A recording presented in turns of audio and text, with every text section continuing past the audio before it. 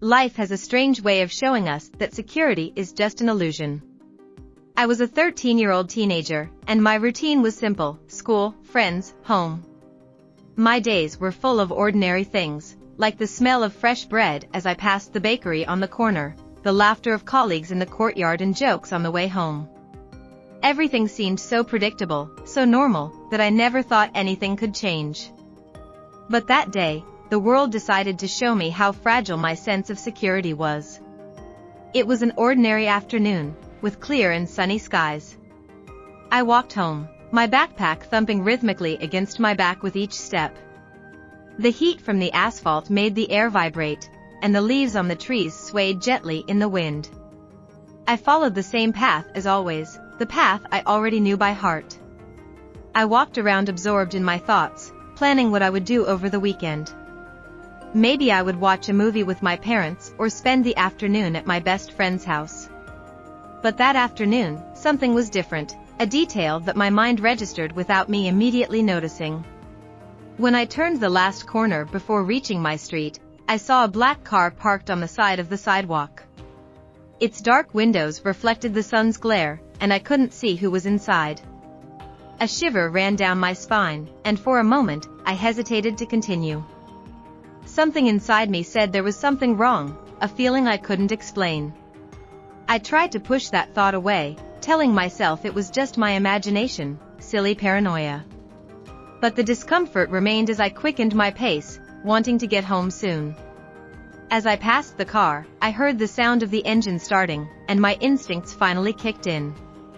My heart raced, and with every step, my mind screamed that I should run. But before I could react, I felt a strong hand grabbing my arm tightly.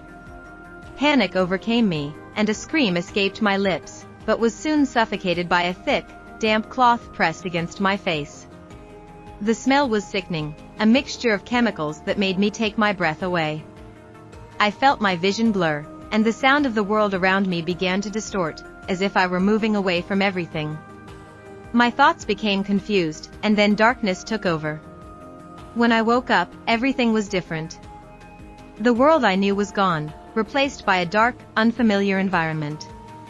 I was lying on the cold floor, a rough concrete that scratched my skin. My head throbbed with pain, as if someone were hitting my skull with a hammer, and there was a metallic taste in my mouth, a residue of the cloth I was made to inhale. My arms and legs were tied, the rope so tight that I felt my wrists burn with every movement. When I tried to move, I realized that the ropes hurt even more, leaving my skin sore. The panic returned with full force, like a wave that dragged me into the depths of fear. I took a deep breath, trying to control the thoughts that were racing through my mind. I didn't know where I was, nor who had taken me. The darkness around me was almost complete, except for a dim light bulb that hung from the ceiling and flickered slightly, casting grotesque shadows on the concrete walls. The air was heavy and damp, filled with the smell of mold and dirt that made it difficult to breathe without a lump forming in my throat. I tried to scream for help, but my voice came out weak, more of a hoarse moan than a scream.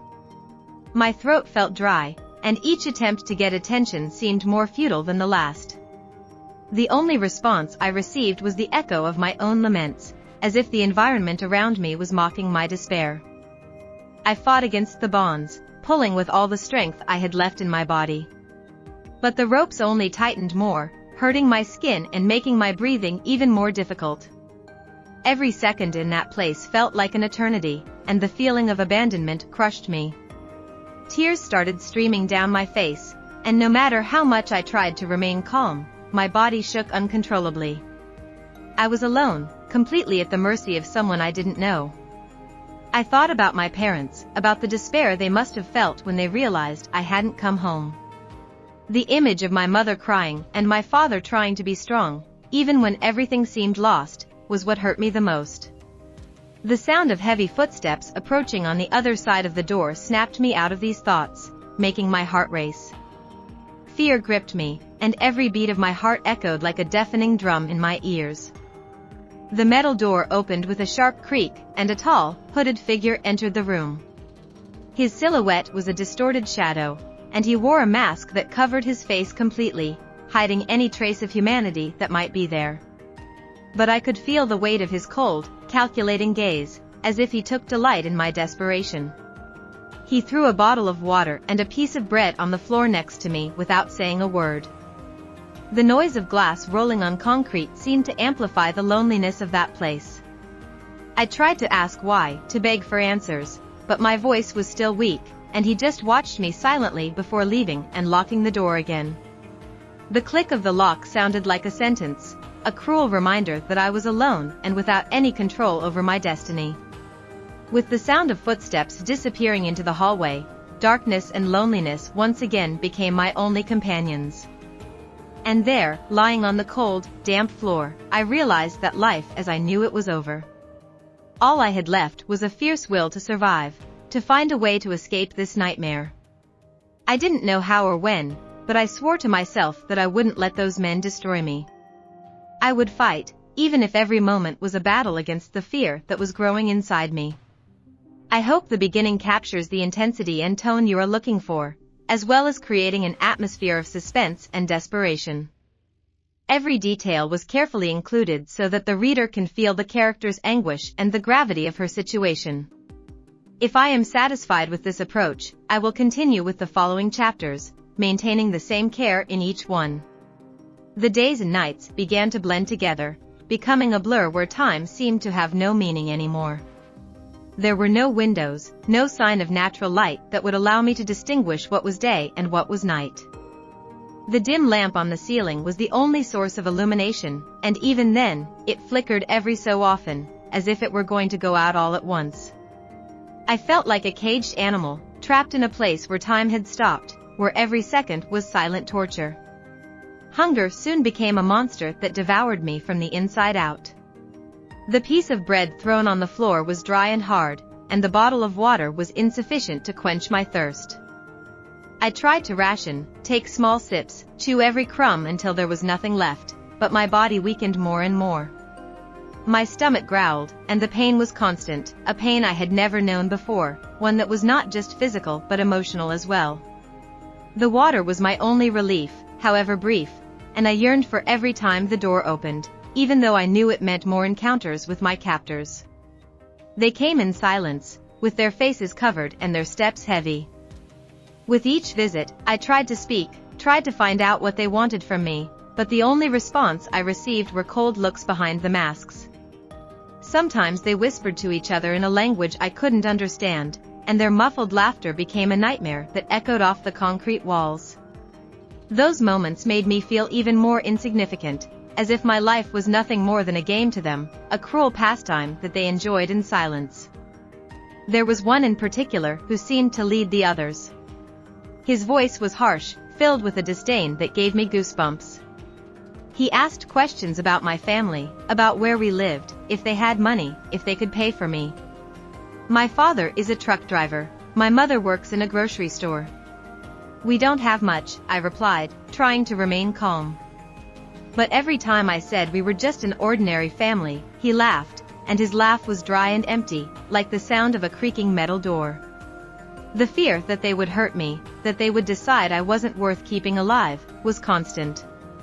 Every time the door closed and I was left alone in the dark, I wondered what they would do next.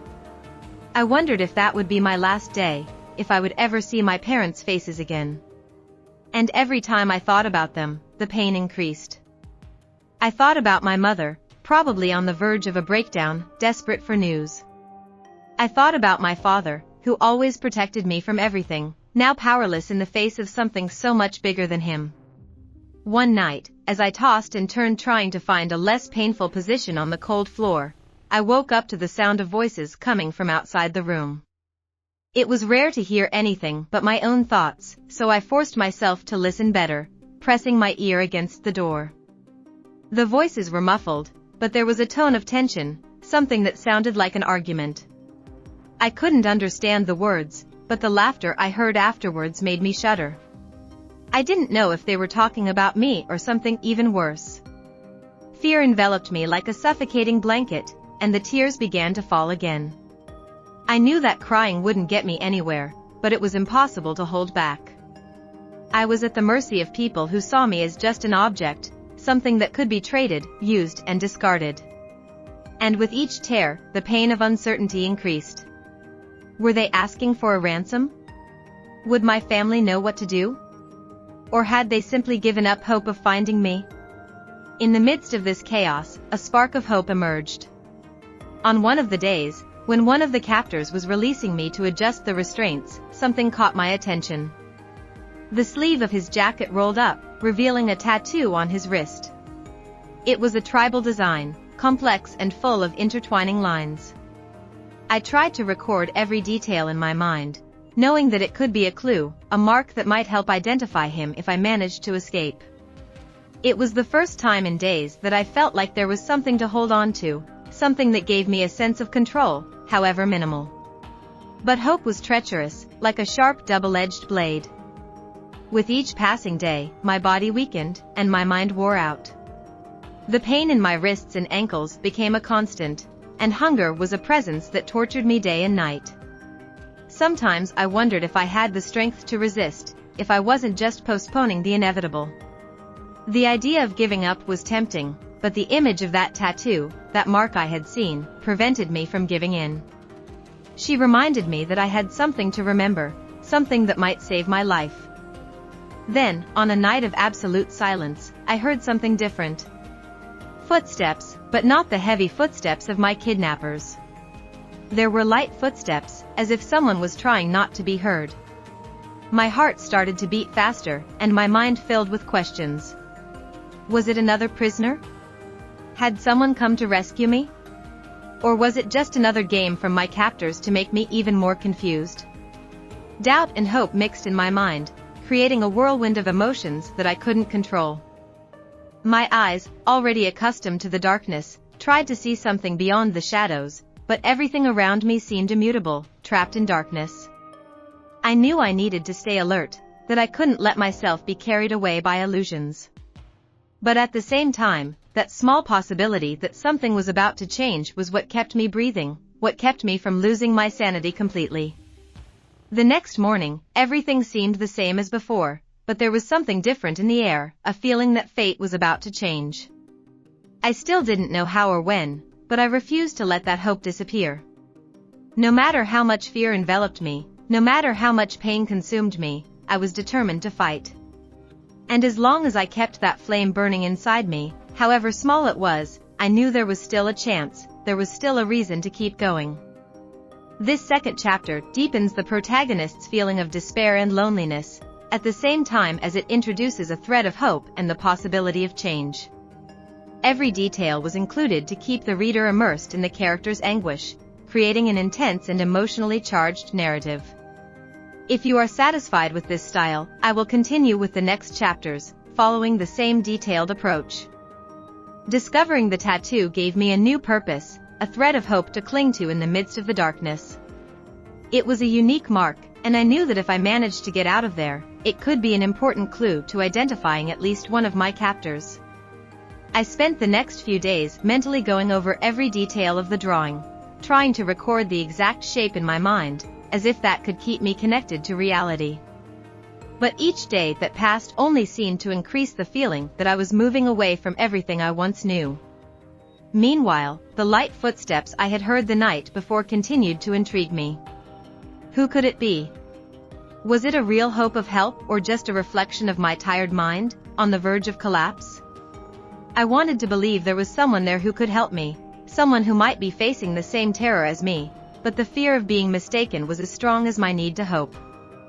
The kidnappers continued to appear, without much regularity, as if time for them was also a relative thing.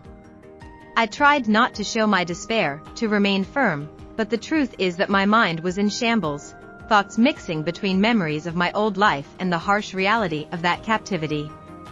Every time I woke up, it was a shock to realize that I was still there, that the nightmare wasn't over. One night, when one of the captors came to bring me water and food, I decided I needed to take a chance. I waited for him to approach, feeling my heart beat wildly. "Please let me go," I begged, my voice coming out as a whisper. He looked at me from behind his mask, and for a moment, I thought I saw a flicker of doubt in his eyes, but it was too quick. Then he just turned his face away and left, letting the door slam behind him.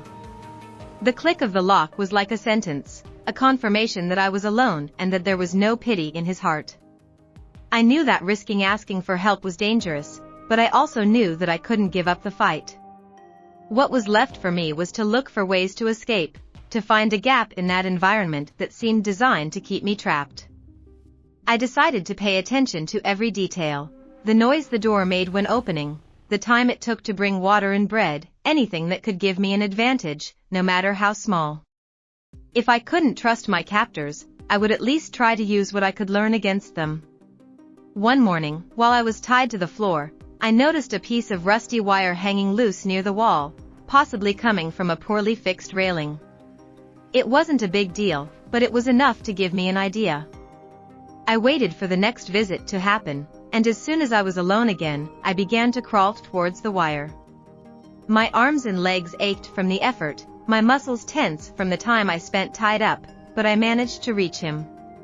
I used the wire to try to loosen the ropes binding my wrists.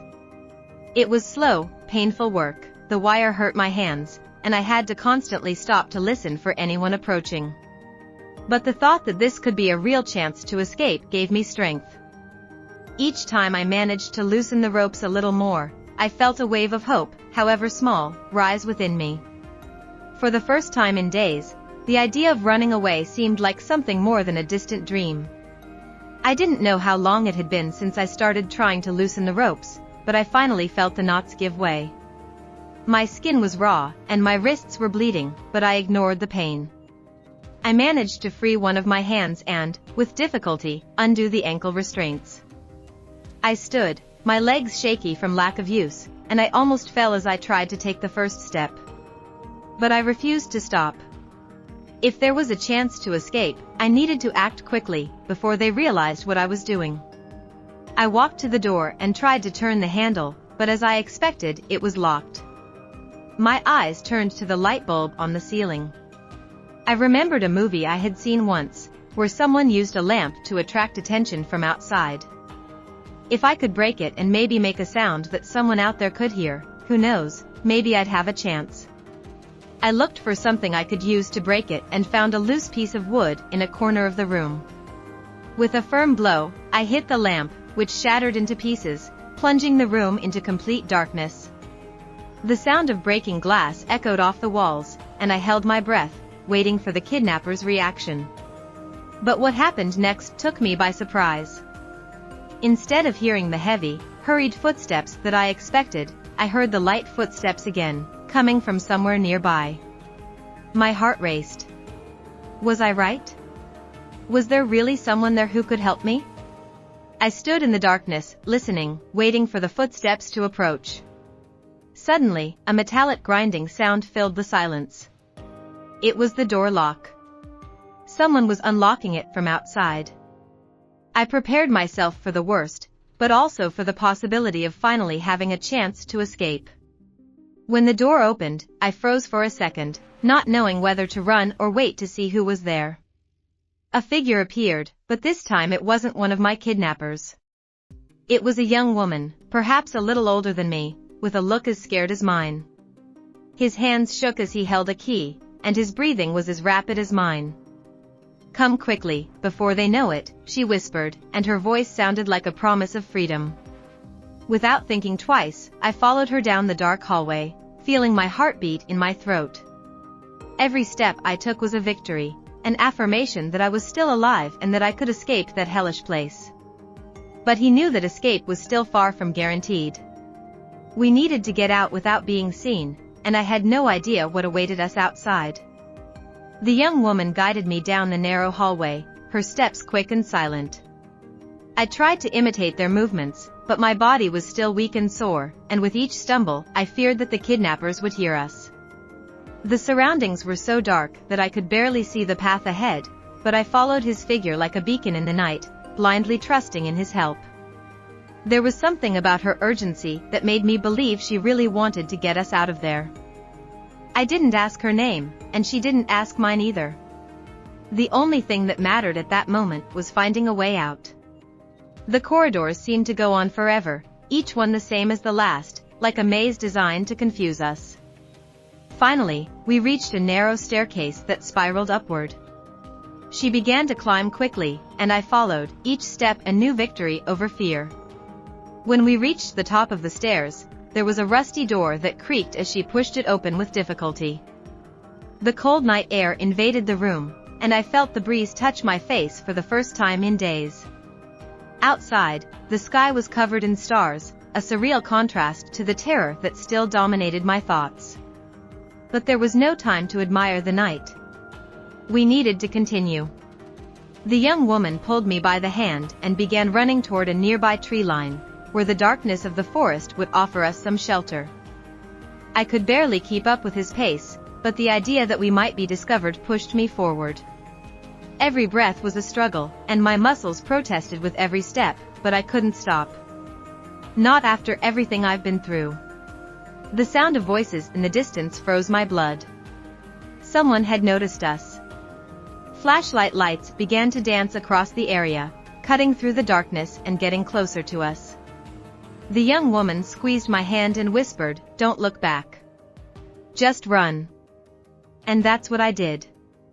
I ran with all the strength I had left in my body, ignoring the pain, ignoring the feeling that my legs could give out at any moment. The forest branches scratched my face and arms as we weaved through the trees, and the uneven ground caused me to almost lose my balance. But each step took me further from that place, closer to the freedom I so desired. The kidnappers' voices became more distant, muffled by the density of the forest, and that gave me renewed hope. After what felt like hours of running, we finally stopped, panting and hiding between two large rocks. The young woman placed her finger on her lips, signaling me to remain silent. I waited, still shaking, as the sounds of the forest surrounded us. The sound of crickets, the rustling of leaves in the wind, everything that I had once taken for granted now seemed like a bomb, proof that there still existed a world outside the nightmare. We spent some time there, not talking, just breathing and regaining our strength. It was only then that the young woman looked me in the eye, and I noticed that her eyes were full of tears. "I was taken too," she said, her voice almost breaking into sobs. "I managed to find a way to escape before, but I came back for you. I couldn't leave you there." My own tears mingled with hers as the magnitude of what she had done for me crashed over me like an avalanche. She had risked everything, even though she was already gone, to come back and save me. And there, among the shadows of the forest, I felt for the first time since it all began that I wasn't completely alone. Her courage had given me a new chance, and I knew I could never forget that act of kindness in the midst of terror. After catching our breath, we continued through the forest, avoiding any sound that could give us away. The trees enveloped us in a blanket of darkness, and each step seemed to take us further away from that hell. The young woman, whose name I didn't yet know, led the way, using an instinct that seemed to guide her every move. Finally, after hours of walking, we found a small abandoned cabin in the middle of the forest, hidden among the trees. The cabin was old, with rotting wood and dust-covered windows, but at that moment, it looked like a palace. We entered quietly, and she locked the door behind us, sliding to the floor with a sigh of relief. "We can stay here until dawn," she said, and I just nodded, feeling my body finally give in to tiredness. The wooden walls offered us temporary shelter, and for the first time in days, I was able to relax enough to feel some relief. She found an old blanket and threw it to me as I huddled in a corner of the cabin. The tears came again, but this time they weren't of pure despair. They were of relief, of gratitude, of a new hope that was being born within me. The young woman sat next to me, and for a moment, we sat there, two strangers that fate had brought together in a moment of extreme need. "Do you know where we can go from here?" I asked, my voice hoarse from the effort. She looked at me, and for a moment, I saw the same uncertainty that I carried in my heart. But then, something in her eyes changed, and she replied, "I know a place, a nearby city. From there, we can try to find someone to help us."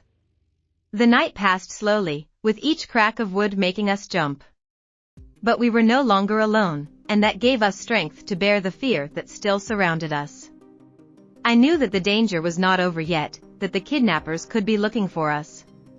But for the first time, there was a light at the end of the tunnel, a possibility of escaping that darkness. The moment the first ray of sunlight came through the cracks in the cabin, I felt renewed hope. That light, so common and simple, meant that I had survived another night and that now, perhaps, I had a chance to live tomorrow. And as I looked at the young woman next to me, I knew that together, we could find a way out of the darkness that enveloped us. With daylight, the forest seemed less threatening.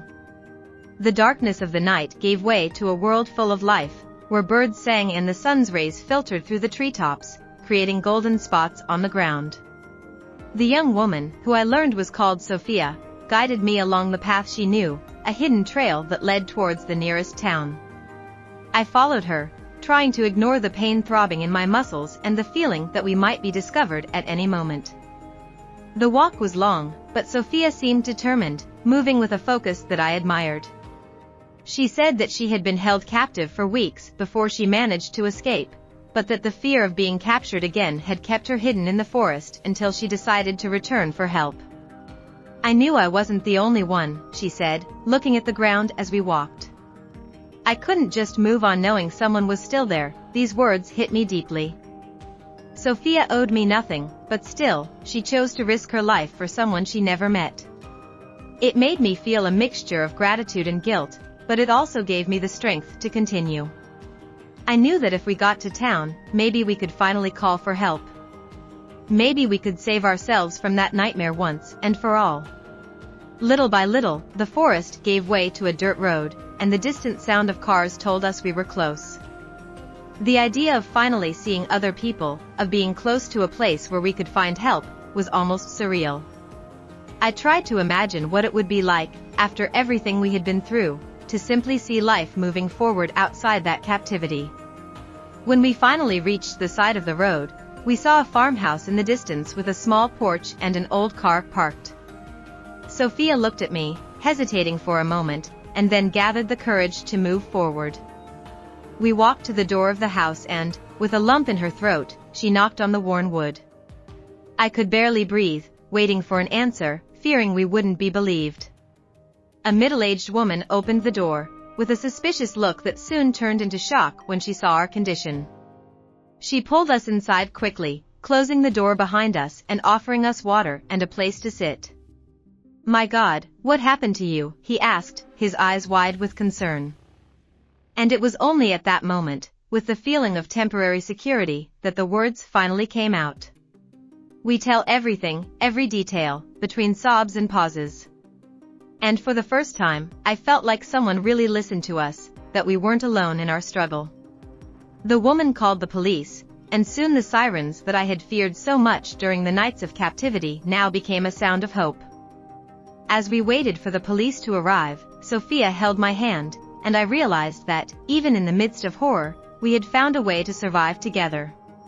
The sirens arrived quickly, and the police entered the house, their expressions of seriousness and determination bringing a new wave of relief. I knew the road would still be long, that I would need to face questions and relive painful memories. But I also knew that after everything we'd been through, there was finally a chance to start over. And with Sophia by my side, I felt stronger than ever. That morning, as I looked at the sun that illuminated the surrounding countryside, I felt a strength rise within me, a determination that I hadn't had before. I survived, and now, with the help of the cops and the kindness of strangers, maybe I could reclaim a part of the life I once thought I'd lost forever. The rescue felt surreal, as if I were floating between two worlds, one where terror was constant, and this one, where unknown people cared and were willing to help. The house of the woman who welcomed us was soon taken over by police and paramedics. Sophia and I were separated so they could attend to us, but even amid the chaos of questions and exams, the feeling of relief was palpable. Every worried look, every gentle touch from the paramedics made me feel like I was slowly returning to the real world. I was exhausted, and the words came out in a broken mumble as I tried to explain what had happened. The police officers, with notepads and recorders, asked me questions about the kidnappers, the place where we were held, and every detail about the days of captivity. Talking about it was like ripping an open wound, but I knew it was necessary. There was a strange comfort in knowing that by speaking I was, in some way, transforming the terror into something that could be fought. As I was being attended to, I heard the hurried footsteps of other police officers outside, organizing search parties. They believed they could locate the warehouse where Sophia and I were trapped before the kidnappers had a chance to escape. I was taken to the local police station for a formal statement, and every lit hallway, every sound of voices echoing off the white walls seemed a stark contrast to the darkness and oppressive silence of captivity. I found Sophia sitting in a waiting room at the police station, her hands still shaking, holding a glass of tea that the farm woman had offered. I sat down next to her, without needing to say anything. She looked at me with those eyes that held both suffering and courage, and for the first time, we exchanged a sincere smile. It wasn't a smile of happiness, but one of understanding, of knowing that, despite everything, we had succeeded. The hours passed strangely, each minute lengthening as if time was still trying to adjust to our new reality. Finally, a kind-looking policewoman came to us, explaining that they had found the warehouse where we were kept. It was an abandoned warehouse, far from the city, and there they found evidence of our captivity, remains of food, the ropes they had used to tie us up, and even the broken lamp that I had shattered the night we tried to escape. The kidnappers, however, were no longer there. They had disappeared before the police arrived. That detail made me shudder. Knowing that they were still at large, that they could be anywhere, gave me chills. But at the same time, the police now had something concrete to go on. They also found tire tracks and other clues that they hoped could lead to the whereabouts of those responsible. The idea that my captors might be captured finally gave me a relief I hadn't felt in a long time. For the first time, I felt that maybe there was a chance that justice would be served. But as the investigation continued, the need to confront the trauma became increasingly clear. That same day, my parents arrived at the police station, and when my mother saw me, she broke down in tears, wrapping me in a tight hug. I felt the heat of her body against mine, the familiar smell of perfume mixed with the salt of her tears.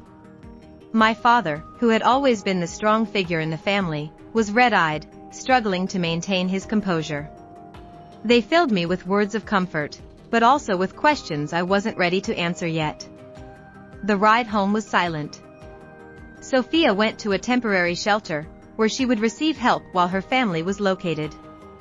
I watched her through the car window as she drove away, and I felt a tightness in my chest as I thought about what we still had to face to get through this.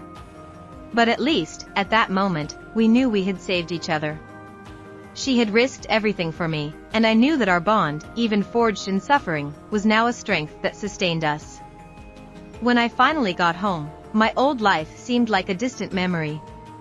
The place that was once a safe haven was now permeated with a sense of vulnerability. My mother had left my room the way it always was, with the posters on the wall and the books organized on the shelf, as if keeping everything untouched was a way to bring me back. But as I lay in bed, the soft sheets felt strange, and the shadows on the ceiling, once so familiar, now reminded me of the endless nights in the warehouse.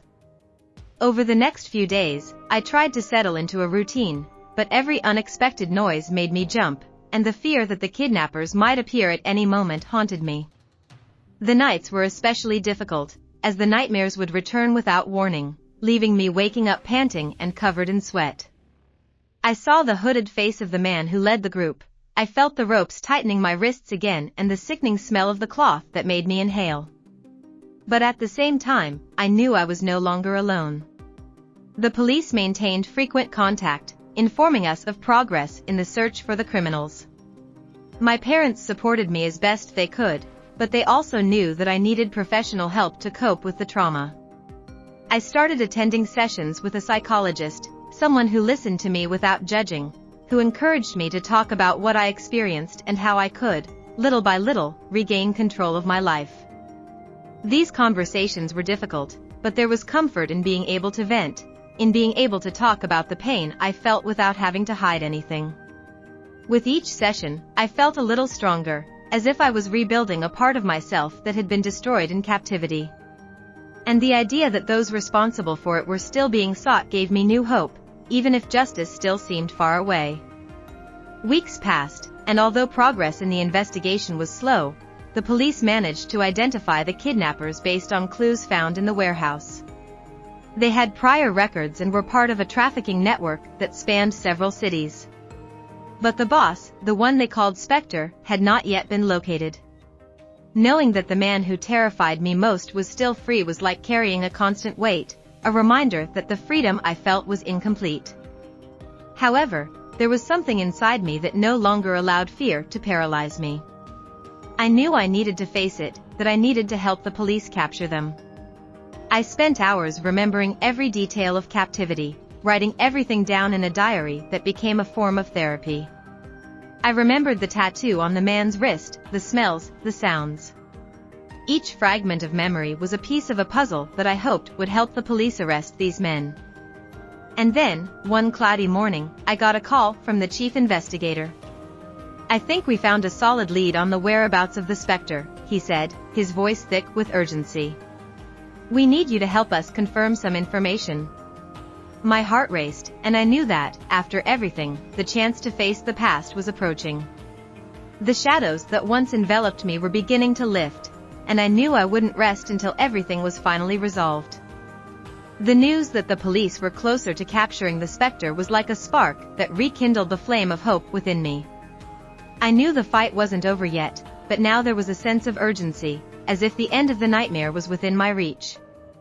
I spent that night awake, going over every detail I had written in my diary, trying to find anything that could help. It was as if I was trying to exorcise the ghosts that still haunted me. The next morning, I went to the police station accompanied by my parents. The atmosphere there was tense, the police moved quickly, preparing for the operation. I sat in the interrogation room, where the chief investigator showed me a blurry photo from a security camera. It was a bad image, but I would recognize those cold eyes anywhere. He was the man who always came to question me, who laughed at my pain while asking about my family. He was hiding in a nearby town, using a false name and taking shelter in a roadside motel. The police were organizing an operation to capture him, but they wanted me to confirm that he was indeed the man I had described. My entire body shook as I looked at the photo. The fear was still strong, but this time there was something more, the determination to end it once and for all. I confirmed his identity, and the police began to devise a plan to arrest him. I stayed at the police station, waiting for news, with a strange feeling that I was once again trapped in a limbo between the past and the present. The hours that followed were torturous. Every time a police officer passed by the room, my heart raced, waiting for something new. I felt like I was experiencing the fear and tension of captivity again, but now there was a difference. I knew I was surrounded by people who wanted to protect me. The sirens of the police cars leaving the police station echoed as a reminder that justice was underway. Finally, as night fell, the chief investigator entered the room with a look of tiredness and satisfaction. "We got him," he said, and his words were like balm to my soul. "The Spectre is in custody." I felt a wave of relief course through my body, a feeling so powerful that my legs almost gave out. I wanted to cry, I wanted to scream, I wanted to run away from it all, but all I could do was let the silent tears run down my face as my parents hugged me. The Spectre was taken to the police station that same night. Although they wouldn't let me see him directly, I learned that he was being interrogated, that there was enough evidence to link him to a series of crimes. The police were determined to use my testimony to build a solid case, and I knew this was just the beginning of a process that could take months, perhaps years. But the idea that he would no longer be free to hurt other people was what gave me strength. In the following weeks, I was summoned several times to give statements, revisit the most painful memories and help build the case against him and the other members of the network. It was an exhausting process, but I refused to give up. Every time I walked into the courtroom, every time I saw the faces of the lawyers and judges, I remembered what I promised myself, that I would do everything I could to make sure no one else went through what I went through. Meanwhile, the connection with Sophia became a fundamental pillar in my recovery. She also participated in the process, and our conversations, often in silence, were mutually supportive. We were both learning to live with the scars that experience had left us, and with each passing day, we felt like we were a little closer to overcoming it. The trial began on a rainy day, and I prepared myself to see the face of the man who had so terrified me. But as I entered the courtroom, I felt something different. He was handcuffed, his cold gaze now hidden by an expression of defeat. I realized that even though fear was still a part of me, it no longer had power over my life. I was there to confront him, to give voice to everything he tried to erase. And when it was finally my turn to speak, I stood up, looked at the courtroom, and for the first time, told my story without looking away. I talked about the fear, the pain, but also about the courage I found alongside Sophia and the people who helped us. And as I spoke, I felt like I was taking back something that had been stolen from me, my voice. With the end of the trial approaching, the newspapers reported the case intensely, and my story and Sophia's became a symbol of resistance. The headlines talked about the arrest of Espectro and the dismantling of a trafficking network that had terrorized the region for years. But for me, the printed pages and television programs were just a distant reflection of the real struggle, which continued every day inside me. Even though justice was being served, I was still facing the demons of my past. Every morning, when I woke up, it was a challenge to remind myself that I was no longer trapped, that the nightmares that haunted me at night could no longer touch me.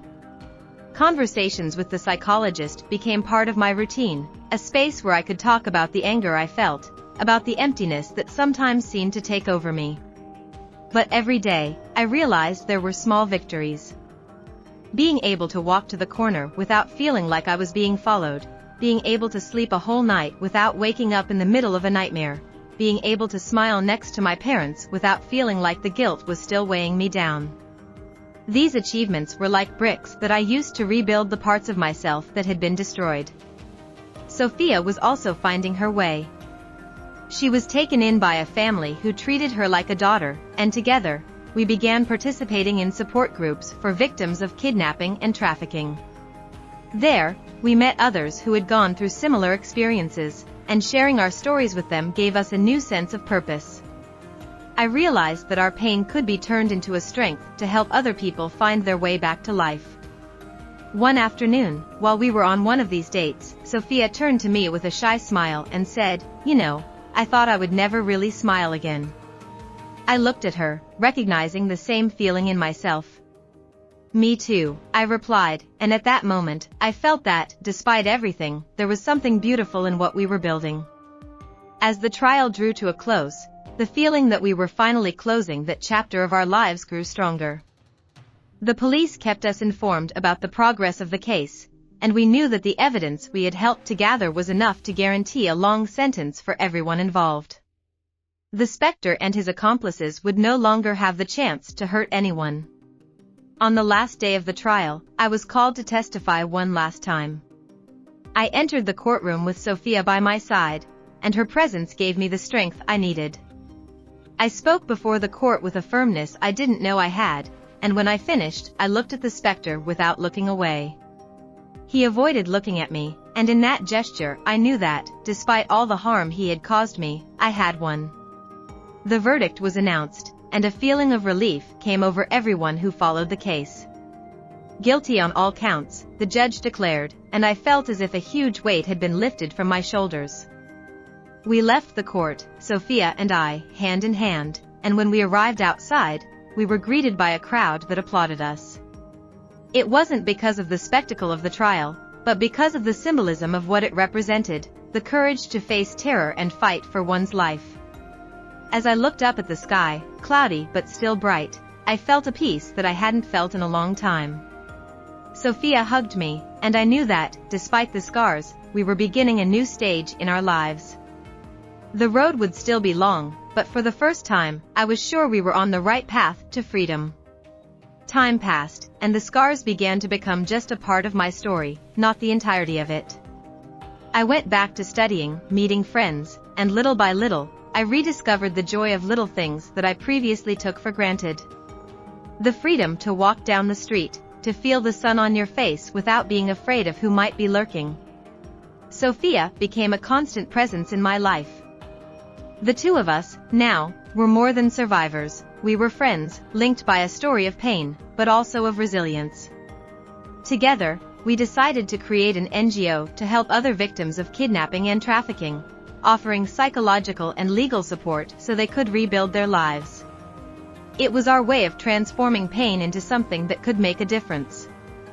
In the first few months, our NGO grew slowly, but soon other people started reaching out to us, and each story we heard was a reminder that there was a lot of work to be done. Each person who thanked us for being there gave us strength to continue. And so, a new purpose emerged in our lives. One morning, as we walked through the garden of one of the support homes we had helped found, Sophia looked at me and said, "Who would have thought that, after everything, we would be here?" I smiled, feeling a gentle breeze caress my face. "I think we always knew, somehow," I replied, and that answer surprised me with the truth it carried. Maybe, deep down, we always had hope that life could begin again, even if we didn't know exactly how. And it was at that moment, in the soft sunlight, that I realized the future was like that garden, a place where the scars on the trees told stories, but where new flowers could also grow. The pain would never go away completely, but it would become a reminder that I was stronger than I had ever imagined. And as I looked at the horizon, I felt that I had finally found the peace I had been searching for. I was more than a victim. I was a survivor, a friend, a daughter. And, above all, someone who had learned to transform darkness into light. As I held Sophia's hand and we walked to the next challenge, I knew we were ready for whatever came our way. And for the first time, there was no more fear, just the promise of a new dawn.